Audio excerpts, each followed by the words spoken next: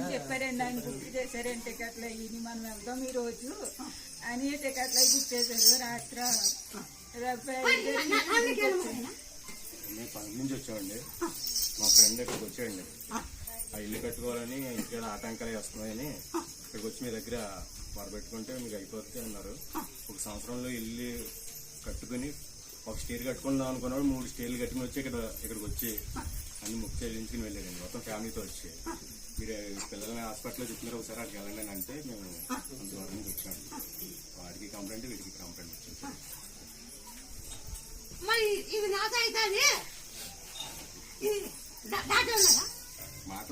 మాట్లాడట్లేదండి. అమ్మ నాన్న కొంచెం 6 సంవత్సరం ఉంది. త్వరలో వస్తే అంటున్నారు. వాళ్ళ కాదంటే నేను చూస్తాను, వాళ్ళ కాదంటే నేను వచ్చేది చేస్తే మరి మళ్ళా వాళ్ళ కాదంటే నేను చూస్తా. అల్లము, జీలకర్ర, ఉప్పు, తేనె ఒక 10 కేజీ సిద్ధం తెచ్చుకో. ఏడు గుళ్ళ దండి పుల్ల పెట్టిన బాగా అయితే జై శ్రీరామ్, జై శ్రీరామ్ మాటలేదు.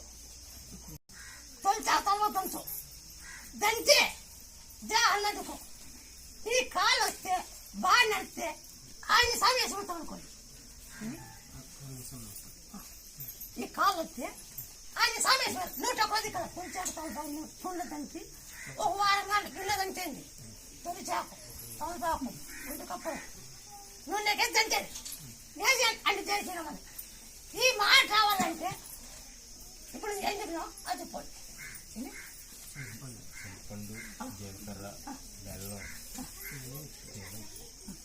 అన్ని దంతలా దంతి పుల్ల పెట్టి మాట అంతే అంటే కదా అంతే దంతా నీ పని చేసుకో. మిమ్మల్ని ఇంత చూసినా వాళ్ళకి ఇల్లు అయిపోయింది. వాళ్ళకి అయిపోయింది. ఒక స్టేర్ అనుకున్నా 3 స్టేర్లు కట్టుకున్నారు.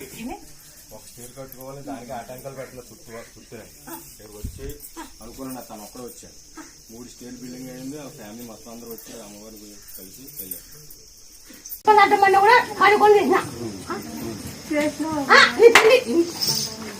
నీళ్ళు తప్ప కానీ నాది ఒక్కటి తప్పలేదు.